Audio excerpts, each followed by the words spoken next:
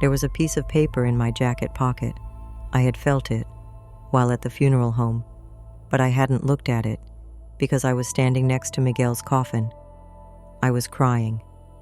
Now, in the bathroom, I took out that paper. I opened it. I read it. I'm still alive. Don't trust anyone. Andres and Natalia. They did it. Find the morgue. Save me. M. The handwriting was shaky, but I recognized it. It was Miguel's. The writing I'd seen every day for 30 years. My hand trembled. The paper fell to the floor, but I didn't hear it, because there was only one voice in my head. I'm still alive. Was Miguel alive? But how? The coffin was there. Andres had said he was dead. At the hospital, they had said his heart had stopped. Was it a lie? Was it all a lie? I picked up the paper. I read it again. Andres and Natalia. They did it. My son. My son. Did he try to kill my husband? Number. That wasn't possible. Andres was a doctor. He loved Miguel. He visited every week. He gave him his medicine. His medicine. At that moment, something clicked in my head. The medicine. Miguel had changed a lot in 6 months. Weak, pale, heart palpitations. Andres is taking care of it, I had said. I trusted him. But what if he wasn't taking care of it? What if he was killing him? I looked in the mirror. Was the woman I saw me? I was 52 years old. I was a quiet library archivist. My life was books, documents, silence. But now I understood. My life was part of a conspiracy, and I hadn't seen it, because I didn't want to see it. I put the note in my pocket. I left the bathroom. I entered the hall. Andres was there, next to the coffin. He seemed to be crying. But I knew now, those tears were fake tears, and I was going to find the truth. I would find Miguel, because I was Elena Marquez, and I knew very well how to find lost documents. I left the funeral home. I got in the car, but I didn't go home.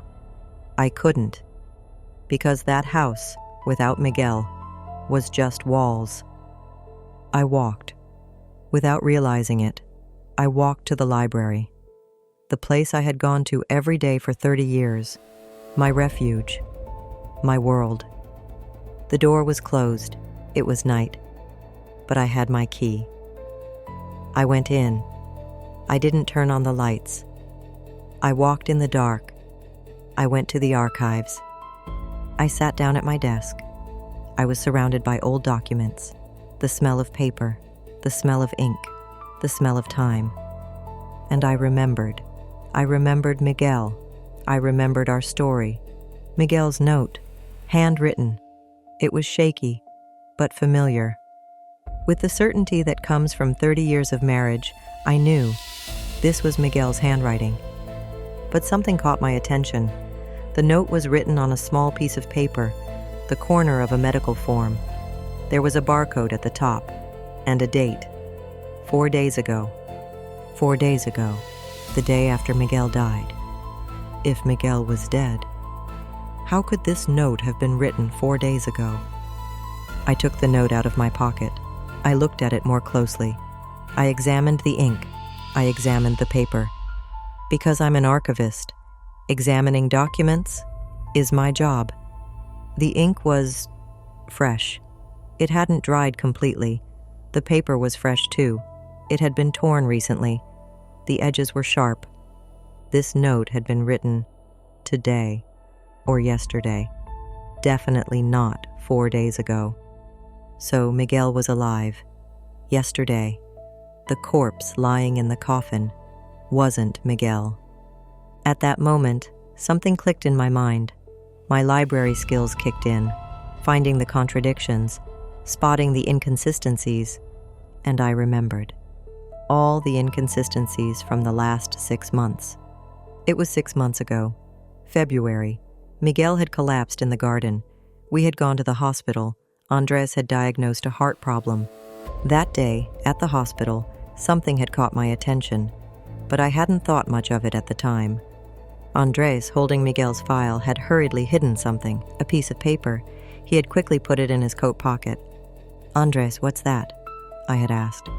"Nothing. Just notes. It's nothing, Mom." But his face flushed. His eyes darted away. At that moment, I thought, my son is shy. But now I understood. He was hiding something.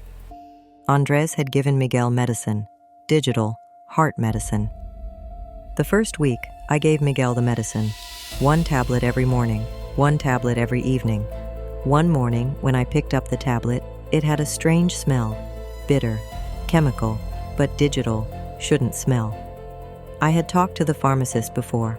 I knew normal digital was odorless. "Andres, this medicine smells strange," I said on the phone. "It's normal, Mom. Different brand, hospital formulation, more effective." I believed him, because he was a doctor. But now I remember.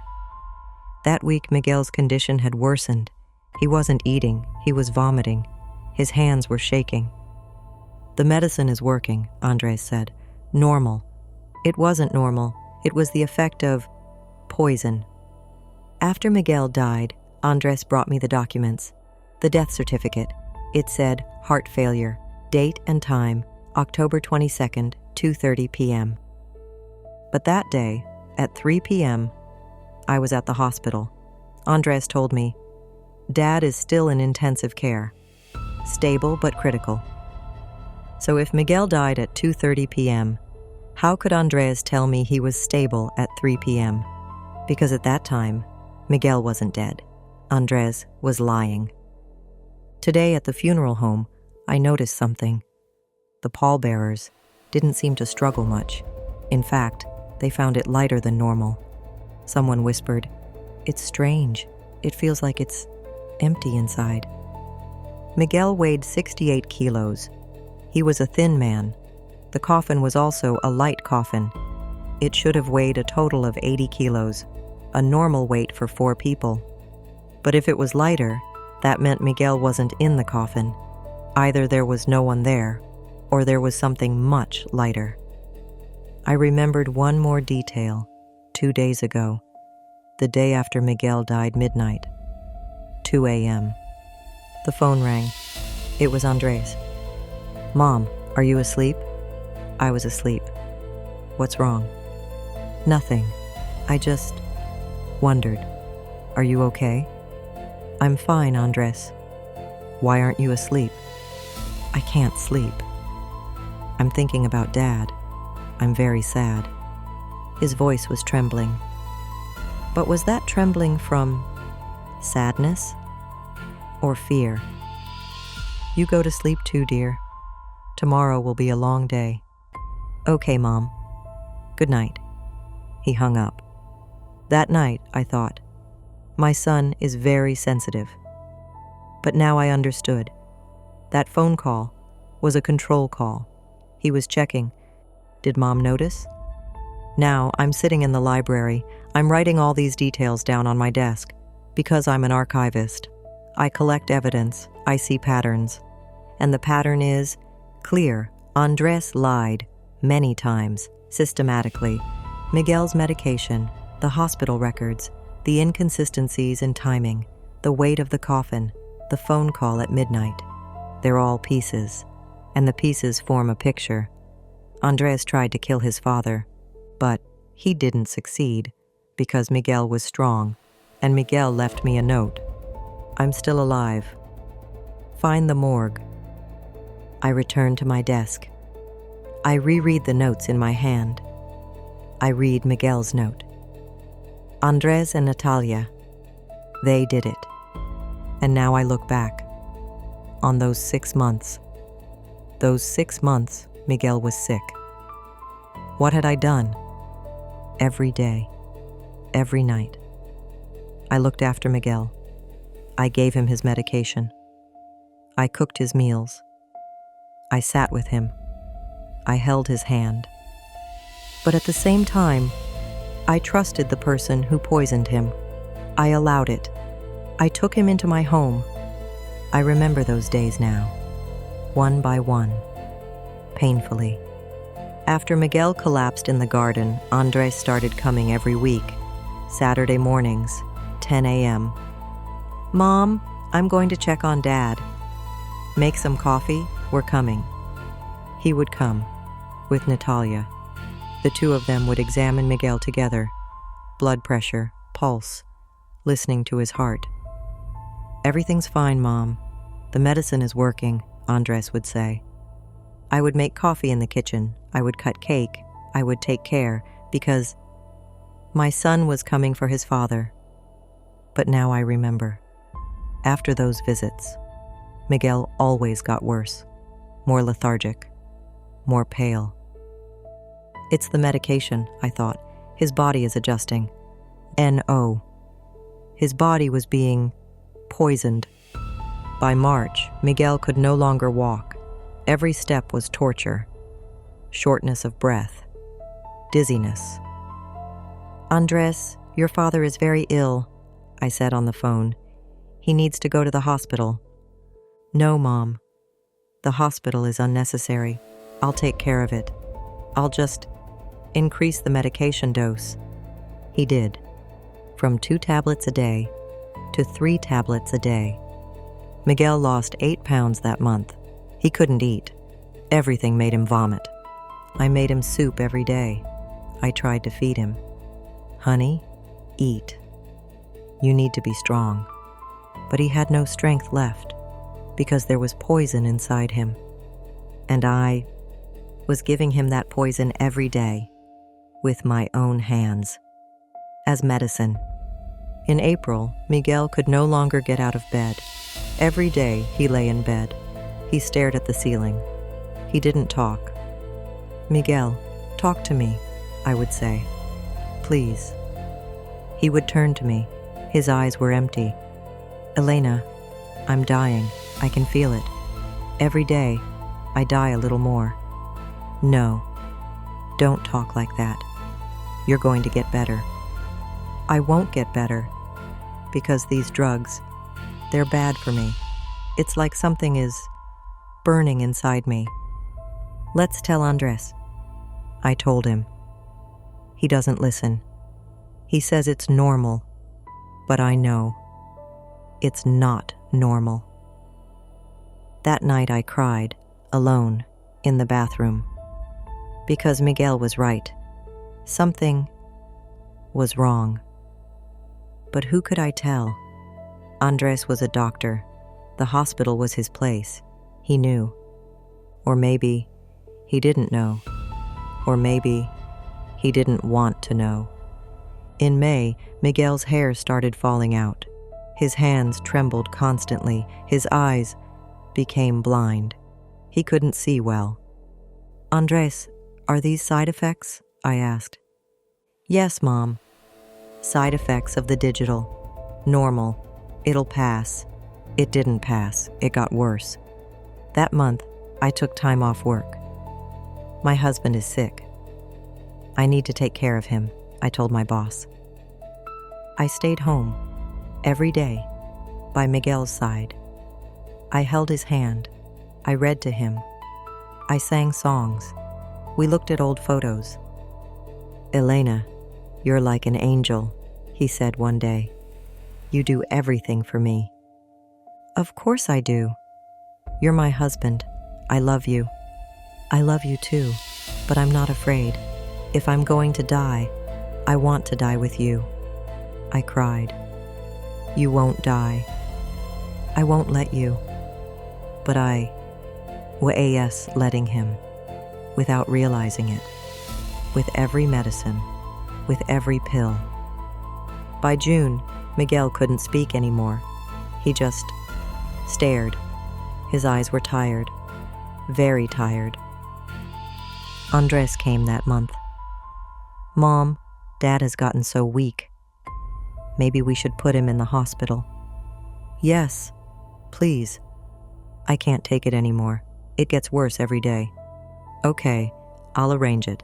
Next week we'll admit him to intensive care, but they didn't. There's no room, they said. We'll have to wait. We waited. 1 week, 2 weeks, 3 weeks. Miguel faded away a little more each day.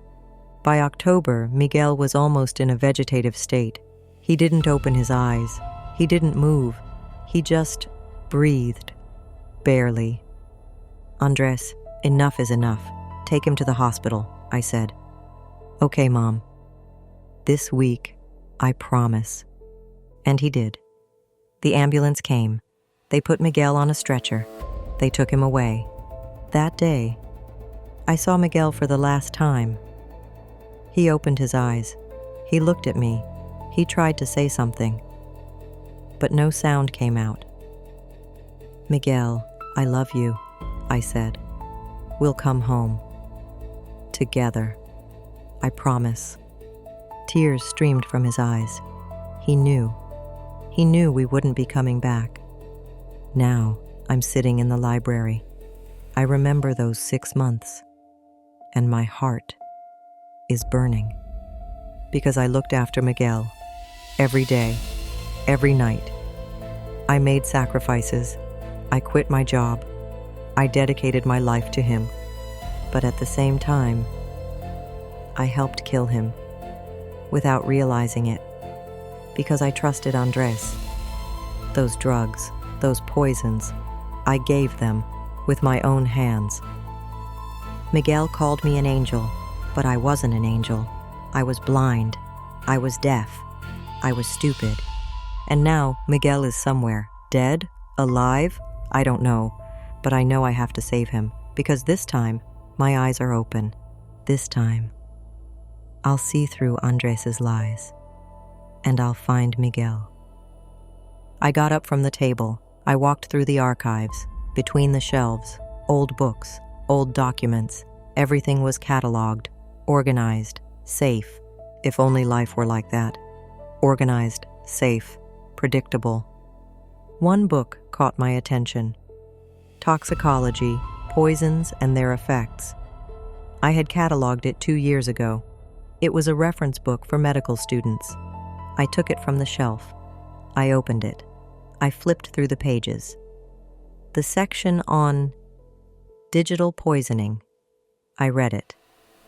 Digital, when taken in high doses, can cause heart rhythm disorders, bradycardia, slow heartbeat, confusion, and death. Symptoms: fatigue, nausea, dizziness, blurred vision, hair loss. Miguel's symptoms. All of them. For 6 months.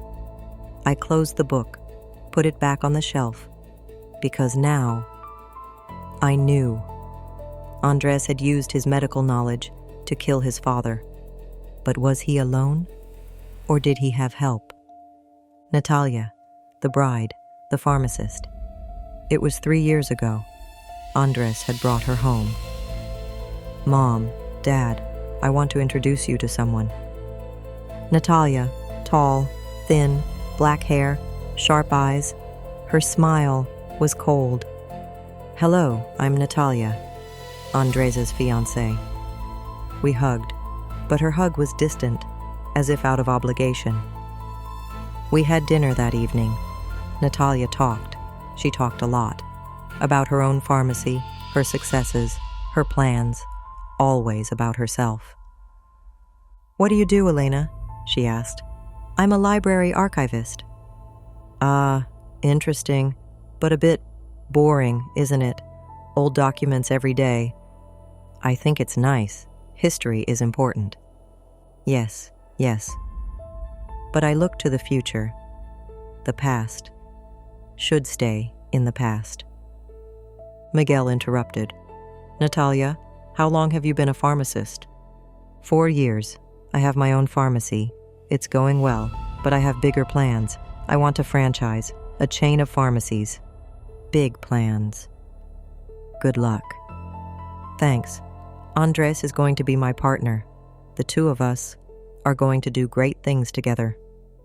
That night, after Natalia left, Miguel said, Elena, that girl is strange. She's very cold. Maybe she's shy. No, she's not shy. She's calculating. There's something in her eyes. A hunger. Don't exaggerate, Miguel. She's just an ambitious young woman. I hope you're right. But Miguel was right. Natalia was hungry. And she was hungry. Only for money. 2 years ago, they got married. It was a small ceremony at our house. Miguel and I covered the costs. $10,000, catering, music, flowers. Mom, Dad, thank you. You are so generous, Andres said. You're welcome, dear. Be happy. But a year later, Andres changed. He became more distant. He called less. He visited less. Andres is very busy, Miguel said. We understand. But I didn't understand, because a mother reads her son's messages, and in Andres's messages there was no longer, I love you, only, I'll call if I need to. Natalia. She changed everything. She took Andres away from us. Your family is very old-fashioned. They hold you back. We have to look to the future, she must have said. And Andres listened, because he was in love, or hungry, I don't know which. Then, 6 months ago, Miguel got sick. Andres started to take care of him. He came every week. He brought medicine. And Natalia? She came too, sometimes. She brought special vitamins from the pharmacy. Uncle Miguel, these vitamins will be good for your health, she said. Vitamins. Or something else. Now I understand. Andres and Natalia planned it together. Andres provided the medical knowledge. Natalia provided the drugs. Together, they slowly killed Miguel. Why? For the $500,000 insurance policy. They couldn't wait for Miguel to grow old. Why wait? We're young. We need the money now, they must have said. And they did it. They planned it. They carried it out.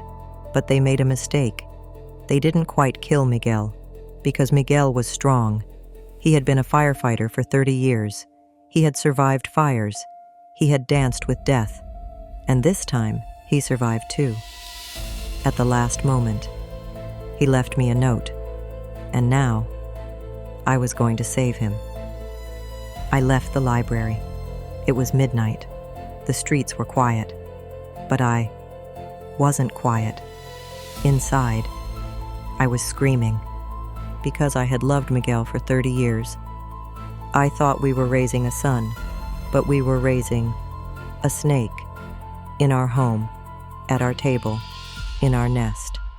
And that snake would now pay the price. I, Elena Marquez, the quiet librarian, would find him and bring justice. For Miguel, for us, for the truth. I left the library. It was midnight. It was a cold night, but I didn't feel it, because inside, I was colder. I got into my car. I sat down. I thought, what would I do? Who would I go to? The police? What would I say? My husband is dead, but he's not really dead. I found a note. My son tried to kill him. I would have looked crazy. Andres? Would I ask him? Son, did you try to kill your father? He would have denied it. He would have hidden the documents. He would have portrayed me as a traumatized widow. Number 1. First, I had to gather evidence. First, I had to find Miguel. Then, justice. I went home. But as I entered the house, I saw something at the door. An envelope. It had been slipped under the door. I picked it up. I opened it. There was a piece of paper inside. It was typed. Elena, I'm sorry, but you have to let Miguel go. He's dead. You have to move on. We're here for you. Andres and Natalia. Let him go? Move on? I tore up the paper. I threw it in the trash, because now I knew. Andres was watching me. He had noticed. He sensed something. And now he was trying to convince me. But as I tore up the paper, I stopped. I remembered something. That note. Miguel's note. The note I found in my pocket. How did it get there?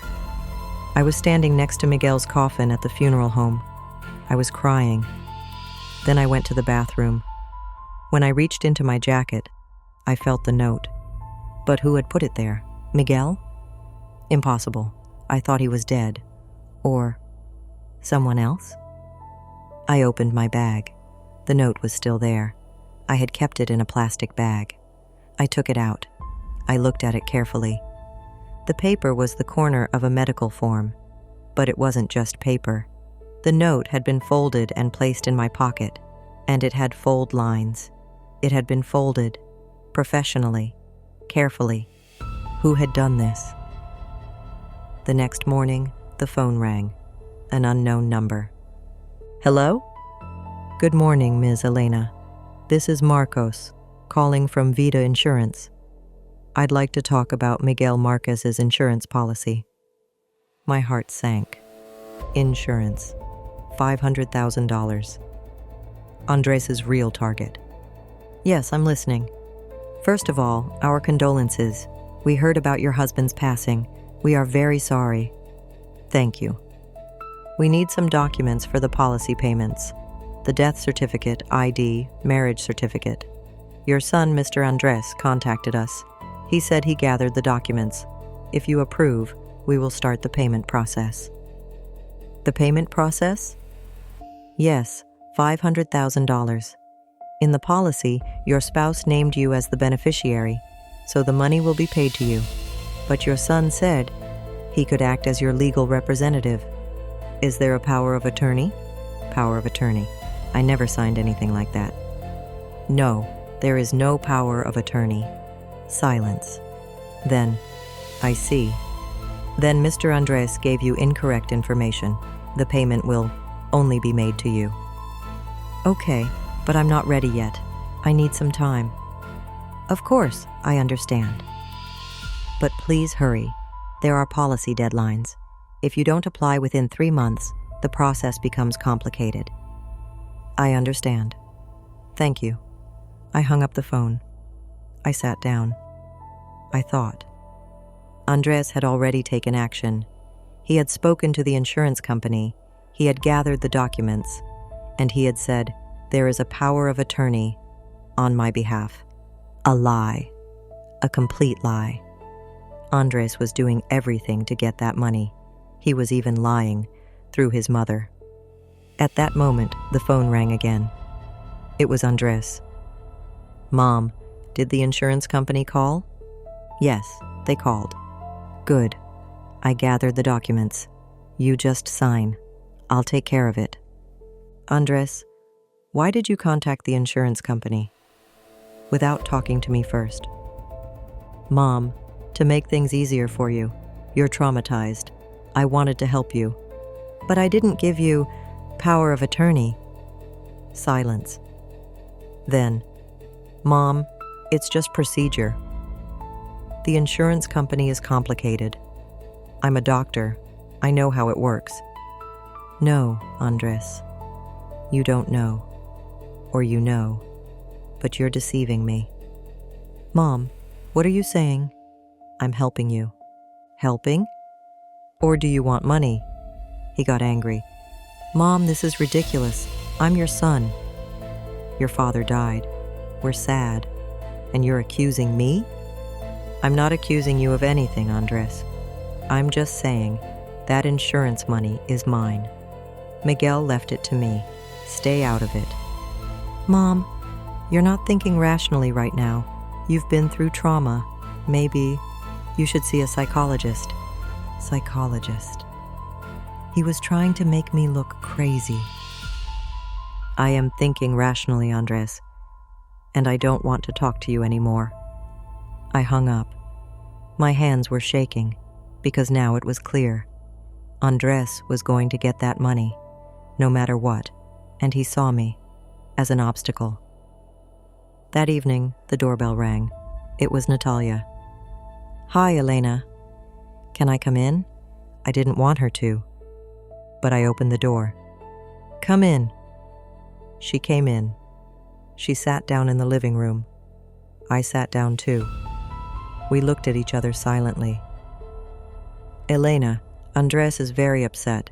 His conversation with you didn't go well." "Because he's trying to deceive me."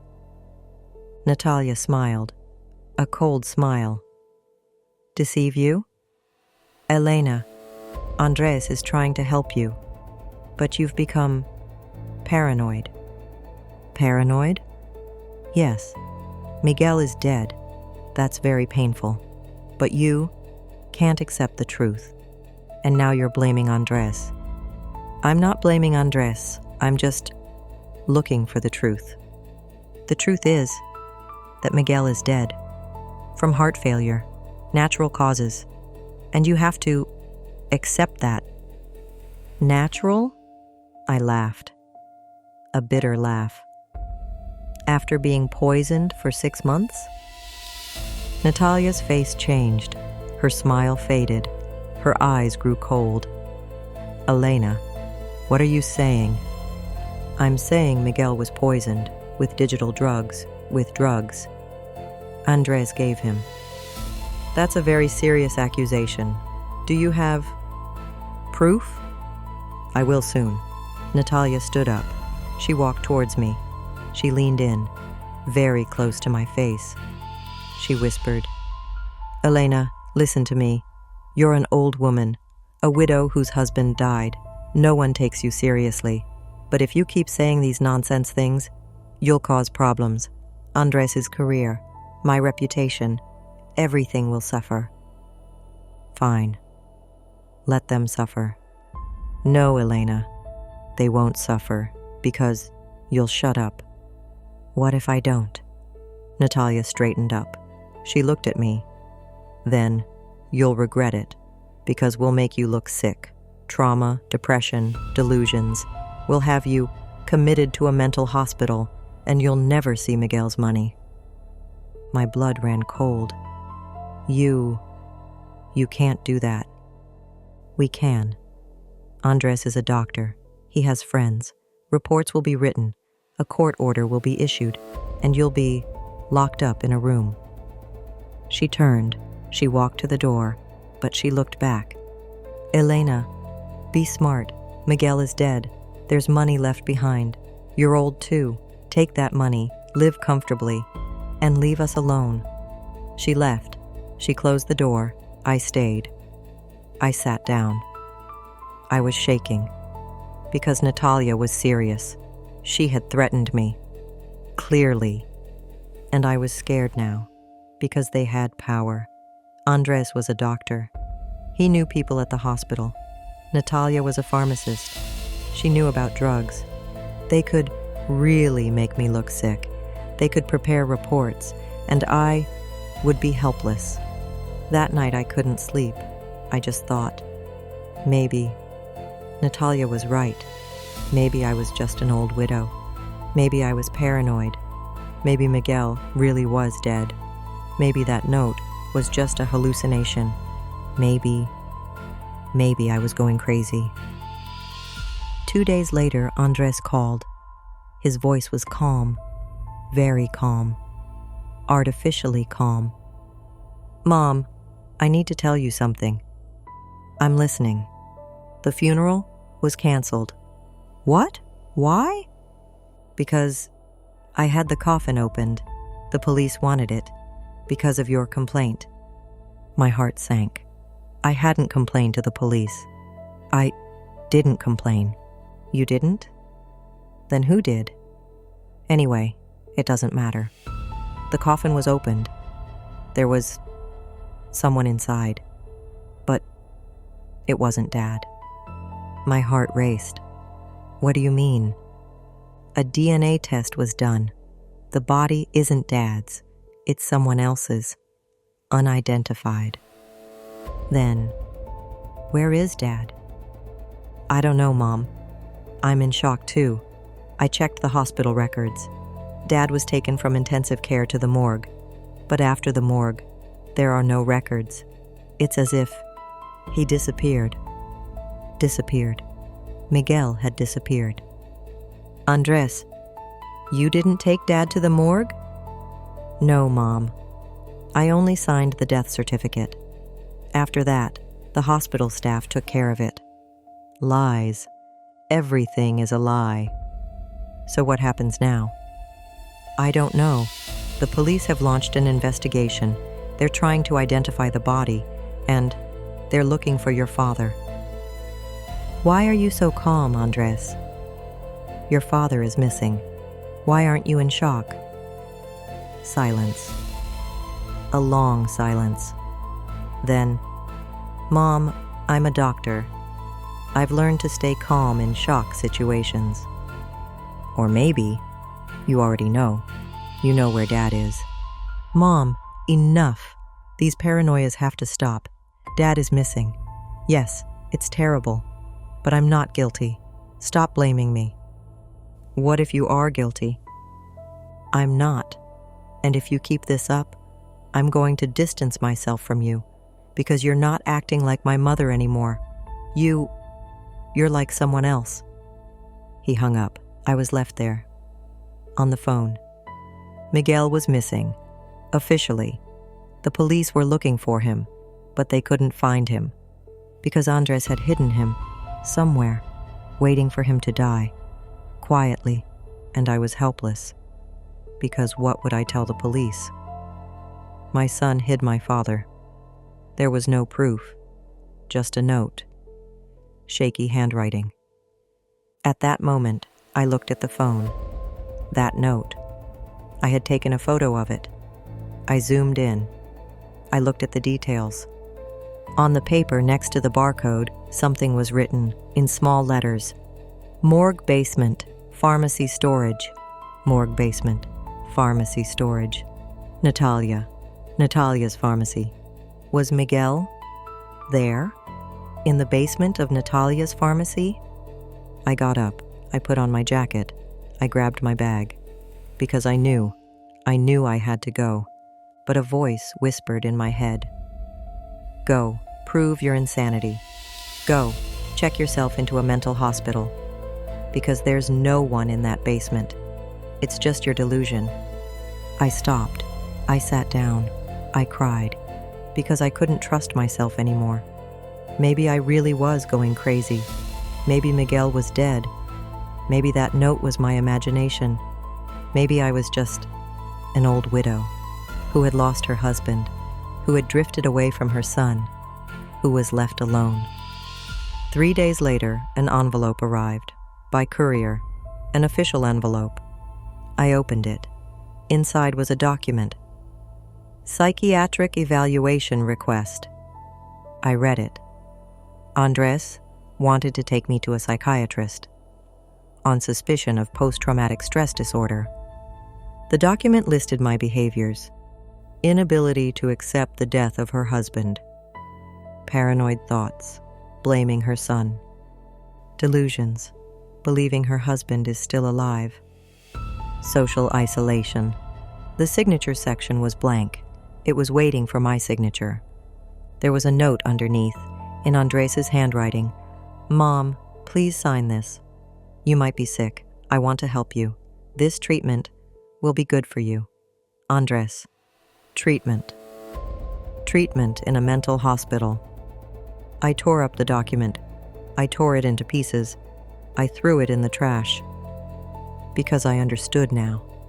Andres had found a way to silence me. He would make me look sick. He would prepare reports. And I would be locked up. Then I wouldn't be able to find Miguel or get justice. I sat down. I put my head in my hands.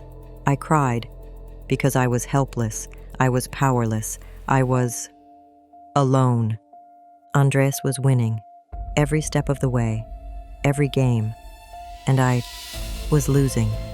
I had lost my husband. I had lost my son. I was losing myself. That night, late, the doorbell rang. At 10 o'clock. Who could it be? I opened the door. An old woman. I didn't recognize her. Mrs. Elena? Yes. Who are you? I'm Carmen. Doña Carmen Flores. I work at the hospital. In the morgue. I'm a cleaner." My heart sank. "Come in." She came in. She sat down. Her hands were shaking. She seemed very frightened. "Mrs. Elena, I need to tell you something. But don't tell anyone. I'll lose my job." "I won't." "What happened?" She took a deep breath. Then she began to speak. "A week ago, I was on the night shift. It was past 2 o'clock. I was cleaning the morgue. It was quiet. It's always quiet. But that night, I heard a sound. Footsteps." She paused. She swallowed. I looked. A man was coming, white coat. Doctor. I recognized him. Dr. Andres Marquez. "Your son." My heart started racing. He had a stretcher with him. There was a body on it, covered with a sheet. He put the body in one of the morgue's freezer cells. Then, he opened another cell. He took out another body. He switched the two. "What are you saying?" "I'm saying, your son switched the bodies. The body he put in looked fresh, as if he hadn't died yet. He seemed to be breathing, but very slowly. The body he took out was an old one, someone with no identity, from the missing files." "Then what happened?" "Then your son put the fresh corpse on a stretcher. Another woman came. Young, black hair. She was wearing a pharmacist's coat." "Natalia." "Yes, I think so. The two of them talked. I couldn't hear everything, but they said something. Take it to the basement. It will wait there. In a few days, he'll be dead anyway. No one will notice." My breath caught. "The basement?" "Yes, the basement of the woman's pharmacy. I don't know the address, but your son said, 'Natalia, you'll take care of it.'" Then they left. On a stretcher, through the back door. I watched. There was an ambulance, a private ambulance, no logo. I wrote down the license plate. She pulled a small piece of paper from her pocket. She gave it to me, the license plate number. It was written down. Then she continued, "But Mrs. Elena, there's one more thing. Something important." "What?" "That body. That Mr. Miguel. He wasn't completely unconscious yet. As they were putting him on the stretcher, he moved for a moment. He raised his hand. He put something in his pocket. Your son and the woman didn't notice, but I saw it." She paused. She looked at me. Then the ambulance left. I continued cleaning the morgue. But something caught my attention. A piece of paper on the floor. It must have fallen out of Mr. Miguel's jacket. She took another piece of paper out of her bag. It was folded. She gave it to me. I read it. It was Mr. Miguel's handwriting. He had written you a note, but he didn't know how to get it to you. Maybe he put it in his pocket, hoping it would reach you.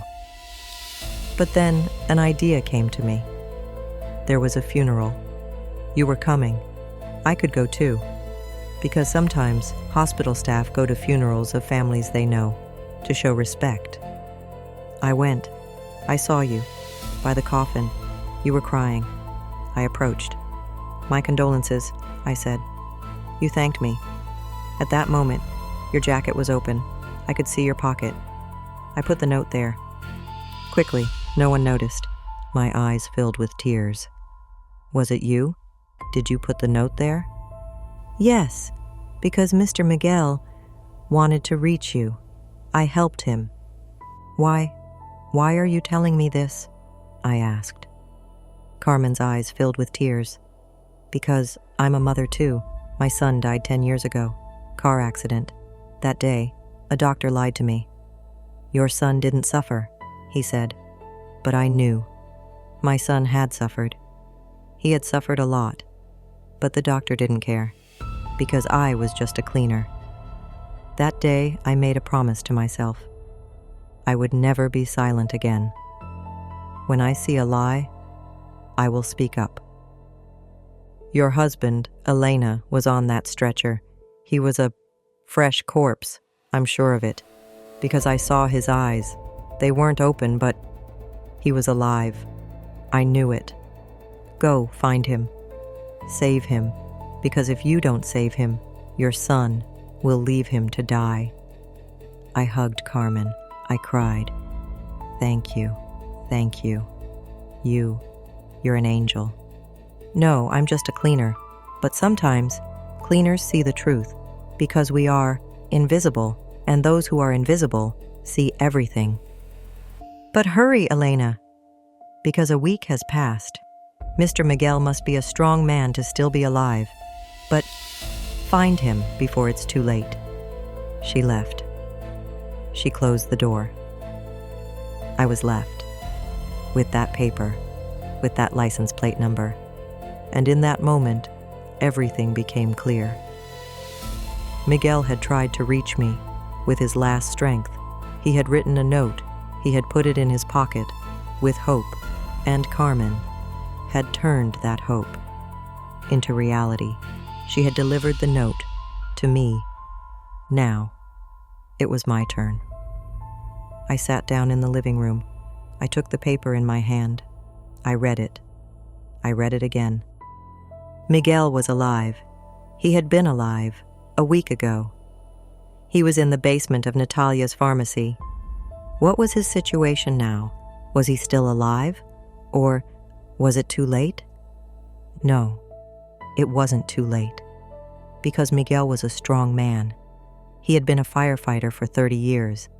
Death had passed him by many times, but he had always survived. He would survive this time too, because I would save him. I got up. I looked in the mirror. The woman I saw was a 52-year-old widow. She was tired. She was broken. She was helpless. But that woman was no longer me. Because at that moment, something changed inside me. Fear turned to anger. Helplessness turned to determination. I was Elena Marquez, a 30-year library archivist, someone who knew how to find lost documents, who noticed inconsistencies, who recorded every detail. And now, I would apply those skills to my own life. Andres tried to make me look crazy. Natalia threatened me. Together, they tried to silence me. But if I stayed silent, Miguel would die. If I stayed silent, injustice would win. If I stayed silent, I would die too. Inside. Number. I would not stay silent anymore. I took my bag. I took my phone. I took the paper Carmen gave me. I took Miguel's note, and I left the house. It was midnight, but I didn't care, because now I had a mission to save my husband, to account for my son, to ensure justice. I got in the car. I knew the address, Natalia's pharmacy, in the city center, a small pharmacy, but it had a basement underneath. I was going there. I would find Miguel. I would save him. And then I would expose Andres and Natalia to everyone, to the police, to the media, to the whole world, because I was no longer a victim. I was no longer a silent, cowardly widow. I was Elena Marquez, and I would fight for Miguel, for the truth, for justice. I started the engine. I hit the road in the darkness of night, but my path was bright, because inside me a fire was burning, a fire of vengeance, a fire of justice, and that fire would burn everything, the lies, the betrayals, the cruelty. Andres, wait. Natalia, wait. Because mothers forgive their children, but they never forgive those who try to kill their husbands, and I won't forgive. Never. I drove the car through the streets at midnight. I was going to Natalia's pharmacy to save Miguel, but I stopped for a moment. At a red light, I thought. What was I doing? Was I going to go into a pharmacy basement? In the middle of the night? Alone? To save my husband? This was a crazy plan. It was dangerous. Andres and Natalia could catch me there. They could really make me look crazy. What if Miguel wasn't there? What if Carmen was wrong? What if I ended up in an empty basement? The green light came on, but I didn't move. I just sat there. I thought. I pulled the car over. I turned off the engine. I sat there quietly. I put my hands on the steering wheel. I rested my head on my hands, and I thought, Andres, my son, the one who grew inside my womb, who nursed from my breast, who took his first steps toward me, who said his first word to me. Andres, little Andres. When he was 5, I cut my knee. I was crying. He came to me. Don't cry, Mom. I'll make it better, he said. He brought a Band-Aid. He put it on the wrong spot. But it didn't matter, because in that moment, my heart was healed. Where was that child now? How had that loving child turned into a monster? Or was I mistaken? Was Andres still that child? And was I unfairly blaming him? Maybe Miguel really was dead of natural causes, and I had developed paranoia because of the trauma. Maybe that note wasn't real. Maybe Carmen was old and confused. Maybe I was about to destroy my own son, unfairly. Whatever happens, he's my son, I whispered, my flesh and blood. My eyes filled with tears, because a mother never abandons her child. A mother always forgives. But what about Miguel? He was also my flesh and blood, my husband of 30 years, my soulmate. How could I choose between them? My son? My husband? I opened my bag. My wallet was inside. Inside the wallet, an old photo. I always carry it with me. I took out the photo. I looked at it. It was 15 years ago. Andres was 14. Miguel, me, and Andres at a picnic. We were laughing. We were happy. Miguel was carrying Andres on his shoulders. Andres was laughing. Dad, I'm flying, he said. I was laughing too, because my family was happy, because everyone was healthy, because there was love. That day, Miguel said to me, Elena, we are lucky, because we have a son like Andres. He is a good boy. He will do great things. Yes, I said. He will make us proud. Now I look at that photo, and I cry, because that Andres is gone. In his place came another Andres, cold, calculating, a killer. Or was that Andres always like that, and I just didn't want to see it? No, that Andres was good, that Andres was full of love. But something happened. Something changed him. Maybe Natalia, maybe money, maybe both. Maybe I can save him, I thought. Maybe this isn't revenge. It should be a warning. Maybe if I show Andres the truth, he'll regret it. He'll change. I picked up the phone. I was going to call Andres. Son, where is my father? Please tell me, save him. Or, I'll turn you into the police, I was going to say. Maybe then, Andres would wake up. Maybe then, his conscience would speak. My finger moved toward the call button. Just as I was about to dial, the phone vibrated. A message had arrived, not from Andres, from Natalia.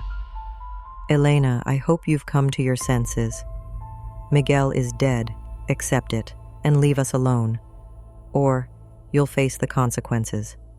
I read it. Once. Twice. You'll face the consequences. A threat. An open threat.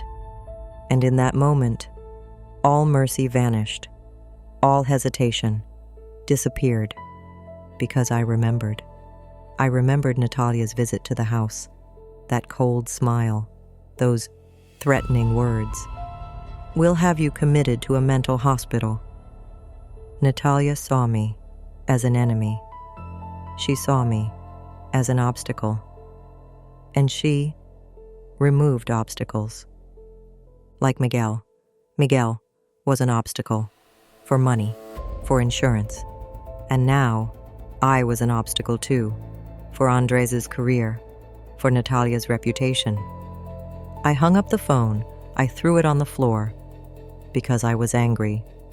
Very angry. Number. There was no mercy now. No hesitation. Andres had made his choice. He had chosen Natalia. He had chosen money. Not me. And now, I would make my choice. I would save Miguel. I would expose Andres. I would bring justice. I started the engine. I drove on. To Natalia's pharmacy. I arrived at the pharmacy. It was a small place. The lights were off. It was midnight. No one was there. I got out of the car. I walked to the pharmacy. I went around to the back. There was a door. A basement door. It was locked. I stopped. I looked at the door. I touched the lock with my hand. If I opened this door, there would be no turning back. If I opened this door, my relationship with Andres would be over, forever. Because if Miguel was there, Andres' guilt would be proven. Then I would turn him into the police. Then he would go to jail. My son. To jail. Could a mother do that? Could she send her own child to jail? I pulled my hand back. I stopped. I thought, maybe I should just call the police. Let them come. Let them open the door. I won't get involved. I picked up the phone. I was going to dial 911, but at that moment, another memory came to mind. Andres' graduation day from medical school 4 years ago. He was so happy that day. He had received his diploma. We had taken a family photo, Miguel, Andres, and me. Then Andres hugged me. He was crying. Mom, I did it. If it weren't for you, I wouldn't be here. I owe everything to you. No, dear, I said. You earned this with your own hard work. No, Mom. With your sacrifice. You gave everything. I'll never forget that. That day, there was sincerity in his eyes. There were real tears. Was that Andres? A lie? Or was it real? Maybe that Andres was still inside him. Maybe I could save him. Maybe I should give him one last chance. I held the phone. Maybe I should call him. Maybe I should say, Son, don't do it. It's not too late. Save your father. Turn yourself in. I'll support you. Maybe then, Andres would change. Maybe then, he would regret it. But just as I was about to call, the wind blew, a cold wind, and with the wind came a voice, like a whisper, Miguel's voice. Elena, save me, please. I turned around. There was no one there, only the wind and darkness. But that voice echoed in my head, Miguel's voice, weak, helpless, facing death. And in that moment, everything became clear. Andres had taken his chance. How many times? Hundreds of times. Every day, every week, for 6 months. While giving Miguel his medicine. While poisoning Miguel. While taking Miguel to the morgue. While abandoning Miguel in the basement. At every step, he could have stopped. At every step, he could have regretted it. But he didn't. It didn't happen. Because Andres hadn't changed. Andres had always been like that. Maybe I didn't want to see it. Maybe I believed my own lies. He's a good boy. He loves us. He'll change. Lies. All lies. Andres didn't love me. He didn't love Miguel. Andres only loved himself and money. I hung up the phone. I put it in my pocket because I had made up my mind, definitely, irrevocably. Andres was my son, but Miguel was my husband, and Miguel was dying because Andres was killing him. A mother forgives her child, but a mother does not forgive her husband's killer. I turned to the door. I looked at the lock. I had to break it. But how? I stopped. I thought. Because I was Elena. I was a librarian, an archivist, and archivists solve problems with logic, with patience. I looked at the lock, a simple lock, an old model. It resembled the basement door in the library, and I knew how to open that lock, because for years, when keys were left behind in the library, I would open them without waiting for the maintenance worker. I took my card holder out of my bag. There was a plastic card, my old library card, hard but flexible. I inserted the card into the lock. I played with it, slowly. I listened, because locks make sounds, clicking sounds, mechanical sounds. I fiddled with it for 5 minutes. Then, click. The lock opened. I pushed the door. It opened. It was dark inside. There was a staircase. It went down. I turned on my phone's flashlight. I went down, slowly, step by step. The basement was cold and damp. It smelled of medicine, chemicals. I looked around. There were shelves, medicine boxes, supplies, but no one was there. "Miguel?" I whispered. "Miguel, are you here?" No sound, only silence. I walked further inside. There was another door. It was closed, but it wasn't locked. I opened it. I went inside, and I saw him. Miguel, on a stretcher. He was lying there. His eyes were closed. He wasn't moving. I ran. I went to him. I held his hand. It was cold, very cold. "Miguel, Miguel, it's me, Elena. Open your eyes." He didn't move. I checked his pulse. It was there, very weak, but it was there. He was alive. He was still alive. I cried, "Miguel, I found you. I'll save you. I promise." But how? How would I get him out? Should I call an ambulance? No. Because Andres had connections at the hospital, they would interfere. Should I call the police? Yes. But first, I needed proof. Because Andres could deny everything. I took out my phone. I took pictures of Miguel, of the stretcher, of the basement, of everything. Then I recorded a video. Today is October 29th. It's midnight. I'm in the basement of Natalia Ruiz's pharmacy. I found my husband, Miguel Marquez. He's been missing for a week. He was abandoned here by my son, Dr. Andres Marquez, and his wife, Dr. Natalia Ruiz. He's alive, but his condition is critical. I turned off the video. I sent it. To whom? To Carmen, because she was my only witness. Then, I called 911. "Emergency services, go ahead. I need help. Natalia Pharmacy, downtown. There's a man in the basement. He's in critical condition. It's urgent." "Understood. We're sending an ambulance." "Who are you?"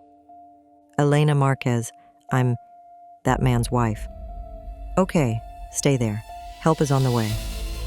I hung up. I sat down next to Miguel. I held his hand. "Miguel, help is coming. You'll hold on." you'll hold on for me." His eyes fluttered. They slowly opened. He looked at me. He recognized me. His lips moved. No sound came out, but I read his lips. "Elena." "Yes, it's me. I found you. I saved you." A single tear rolled down his cheek. Then his eyes closed. "Miguel, N.O., don't sleep, please." But he was asleep. Or maybe he was unconscious, but he had a pulse. He was breathing. He was alive. The ambulance arrived. The police arrived too. They took Miguel out. They took him to the hospital. The police asked me, "What happened? Why was your husband here?" I told them. I told them everything. About Andres, about Natalia, about the poisoning, about the fake death. Everything. The police took notes. "These are very serious allegations. Do you have any evidence?" "Yes," I said. I showed them the photos, the videos, Miguel's note, Carmen's license plate note. "Okay, we'll start an investigation. But now, you go to the hospital too. Be with your husband." I went. To the hospital. But a different hospital. Not the hospital where Andres worked. Miguel was in intensive care. The doctors were treating him. I waited outside. Hours passed. Morning came. The doctor came out. "Miss Elena, your husband is stable, but his condition is serious, long-term poisoning. His heart is very weak, but he's lucky. If you had come one day later, we would have lost him." "Will he recover?" "We hope so, but it takes time and a lot of care." "Thank you." I went into Miguel's room. He was lying there. He was hooked up to machines, but he was breathing. He was alive. I sat down next to him. I held his hand. I cried because I had saved him, because he was still with me. A week passed. Miguel was getting better. Slowly, but surely. He had started talking. He was ready to give a statement. The police questioned Andres and Natalia. They both denied it. "We didn't do anything. Elena is sick. She's paranoid." But there was evidence. Photographs, videos, Carmen's testimony, Miguel himself. The court process began. The media took an interest, but Andres and Natalia hired powerful lawyers. "This is a conspiracy. Elena is using her husband for insurance money," they said. And the terrible thing was, some people believed them, because Andres was a respected doctor, Natalia was a successful pharmacist. As for me, I'm just a librarian. But then an opportunity arose. 2 weeks later, a major medical ethics and patient rights congress was being held in the city. It would last 3 days. Doctors, pharmacists, and healthcare workers from across the region would attend. The media would be there too. And Andres was a speaker at the conference. He was going to give a presentation titled Patient-Centered Care, a Cardiologist's Perspective. Carmen called me. "Elena, you should attend that conference too. Speak there. Tell the truth." "But who will listen to me?" "I'm not a doctor. You are something more important. You are a patient's relative. You are a victim's relative. The theme of the conference is patient rights. That's exactly where your story belongs." She was right. I wrote to the conference organizers. I told my story. I explained Miguel's situation. The organizers were shocked, and they gave me a speaking slot titled Violations of Patient Rights, a Family Story. But most importantly, my speech would be right after Andres's. The day of the conference arrived. It was a large conference center, 1,000-person hall, doctors, pharmacists, media, cameras. Andres was on stage. He was wearing a suit. He looked confident. His slides were on the screen. He was speaking. Cardiology isn't just about treating the heart. It's about understanding the patient's entire life, their family, their hopes. I don't see my patients as just case numbers. I see them as human beings. Applause. People were impressed. Medical ethics is our greatest responsibility. We can never harm a patient for personal gain. Remember the Hippocratic Oath. First, do no harm. More applause. Andres was persuasive. He was sincere, or so it seemed. He finished his presentation. Thank you. I hope this information has been useful to you. Applause. Standing ovation. Everyone was impressed. The host came on stage. Thank you, Dr. Marquez. That was a truly impressive presentation. Now, let's move on to our next speaker, Elena Marquez, a patient's relative, and Dr. Marquez's mother. The room fell silent. People were shocked. Andres froze. His face turned white. I walked onto the stage, slowly, calmly, because I was ready. I had been ready for 30 years. I approached the microphone. I looked at Andres. Our eyes met. He sat down. He didn't leave. Because he couldn't. Because the media was there. If he ran away, he would look guilty. I turned to the audience. I began to speak. Good afternoon. I am Elena Marquez, and I am going to tell you a story about a violation of medical ethics, my own story. And I began to recount my 6-month ordeal. Andres interrupted, shouting. Security camera footage appeared on the screen. It was the hospital morgue, nighttime footage. Andres was pushing a stretcher. A covered body lay on it. This footage is from the night Miguel died. 2 a.m. You are taking my father out of the morgue. Where are you taking him, Andres? Andres fell silent. He sat down. His face was ashen. I continued. After the morgue, Miguel was put in an ambulance. He was taken to Natalia Ruiz's pharmacy, to the basement. There, he was left to die. Basement photos appeared on the screen. Miguel on a stretcher, motionless, abandoned. Why? Why would a son want to kill his father? On the screen, an insurance policy appeared. $500,000. Miguel's life insurance. Money, $500,000. Andres and Natalia decided to kill Miguel to get that money. Systematically, they planned it. They carried it out. The courtroom was in shock. The cameras turned to Andres. Flashes went off. But one thing was forgotten. Miguel was a strong man. He had been a firefighter for 30 years. He had danced with death, and this time, he managed to leave one last note. On the screen, Miguel's note, shaky handwriting. I'm still alive. Trust no one. M. This note was found in the morgue, and an angel delivered it to me. Carmen stood up. From the back, an elderly, modest woman. I'm Carmen Flores.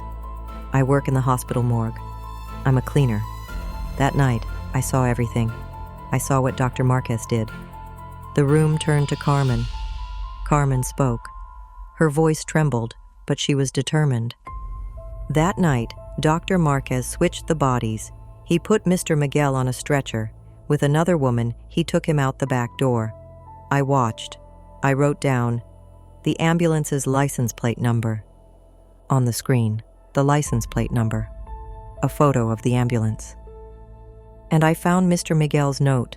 I gave it to Mrs. Elena because I am also a mother. I also suffered the pain of losing a child, and I swore I would not remain silent. Carmen sat down. The audience applauded, a long and heartfelt applause. I turned to Andres. Son, are you still going to deny it? Natalia was sitting next to Andres. She stood up too. This is a conspiracy. Elena is sick. She hid Miguel herself for the insurance money. I hid him? I looked at her. Then where did the high dose of digitalis found in Miguel's body come from? Then why? was Miguel found in the basement of your pharmacy. On the screen, the pharmacy records appeared. Medication dispensing records, Natalia's signature, high dose of digitalis, dates corresponding to Miguel's treatment dates. It came out of your pharmacy with your signature, given to Andres, and administered to Miguel. Natalia collapsed. She sat down. Her hands were shaking. I turned to the room. For the last time. Today, here, we talked about medical ethics. We said, first, do no harm. But sometimes, the one who does the harm is the doctor themselves. Sometimes, trust is abused. And sometimes, the victims remain silent because they are afraid, because they are powerless. I paused. My eyes filled with tears. But I did not remain silent. For Miguel, for myself, for all the victims. And now, I want justice. My son and daughter-in-law must answer for their crimes. They must serve their sentences, because medical ethics is not just a slogan. It is a responsibility. It is an oath. And when that oath is broken, justice must speak. I finished. I put down the microphone. I stepped off the stage. The hall was silent. A deep silence. Then, one person clapped. Then two. Then, the whole hall. A standing ovation. Everyone was standing. Doctors, pharmacists, the media. Andres and Natalia sat down, heads bowed, hands trembling, because it was all over. The cameras turned to them. Flashes went off. Questions poured in. Dr. Marquez, are these accusations true? Ms. Natalia, what do you have to say? But neither of them spoke, because there was nothing left to say. Security arrived. The police arrived too, because they were waiting outside the hall. There was a court order. Andres and Natalia were taken away, handcuffed. The media followed. I stepped down from the stage. Carmen came to me. We hugged. Thank you, Carmen. If it weren't for you, I wouldn't be here. No, Elena. If it weren't for you, Miguel wouldn't be here. You are a strong woman. The court proceedings lasted 3 months. Andres and Natalia denied everything, but the evidence was overwhelming. Toxicology reports, security camera footage, Carmen's testimony, Miguel himself. Miguel testified in court. He was weak, but he stood. He spoke. He told everything. My son gave me medicine. Every week, I trusted him. But every week, I felt worse. Then I went to the hospital. I was admitted to intensive care. But then everything went dark. When I woke up, I was in a basement. Dark, cold, alone. I couldn't move. I couldn't speak. I just waited. I waited to die. But I didn't die, because I thought of Elena. She would find me. I knew it, because she never gives up. The jury reached a verdict. Andres. Attempted first-degree murder, 25 years in prison. Natalia. Accessory to the crime, 15 years in prison. When the verdict was announced, Andres turned to me. He looked at me. There were tears in his eyes. Mom, I'm sorry. I looked at him, silently. Then I turned. I left the courtroom, because an apology wasn't enough anymore, because some things were unforgivable. In the end, we were at peace, because we had won the battle. We had secured justice. We had revealed the truth. I was no longer a victim. I was no longer a hero either. I was just Elena, 52 years old, a librarian. My husband survived. And that was enough, because sometimes surviving is the greatest victory.